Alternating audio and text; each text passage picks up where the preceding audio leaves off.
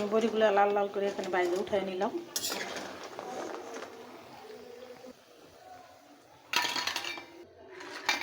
সবগুলো বড়ি বাইজে নিলাম। এখন আমি মশলা দিয়ে দিব পেঁয়াজ কুচি, দিয়ে দেবো স্বাদ মতো নুন, দিয়ে দিলাম হলুদের ফাঁকি, দিয়ে দিলাম মরিচের ফাঁকি। এই হলো আমার মশলা। আমি আর কোনো মশলা এখানে দিব না। মশলাটা আমার এখানে ভাজা ভাজা হয়ে গেছে। আমি এখন একটু পানি দিয়ে মশলাটা ভালো করে কষিয়ে নিব।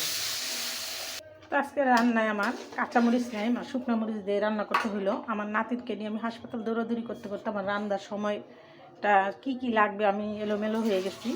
তো আমার রান্না আজকে এলোমেলোভাবেই আপনাদের সাথে শেয়ার করতেছি, না টেনে দেখতে থাকুন। দিয়ে দিলাম 2টা ভাজা মরিচ। এখানে আমি মশলাটা কিন্তু কষাইলাম না, ভাজা করে নিছি। আমি এখন এক এক করে সবজিগুলো দিয়ে দিব। দিয়ে দিলাম আলু, দিয়ে দিলাম পেঁয়াজ কলি, দিয়ে দিলাম শালগম। এই সবজিটা আমি এখানে ভালো করে একটু কষিয়ে নিব। লাল মরিচের তরকারি দেখেন কালার কি সুন্দর লাল হয়ে গেছে, লাল সবুজ, খুবই ভালো লাগতেছে কালারটা। আপনাদের কাছে কেমন লাগে জানি না, কমেন্ট করে জানাবেন। আর আমার ভিডিওগুলো যদি ভালো লেগে থাকে একটা শেয়ার করে দিবেন।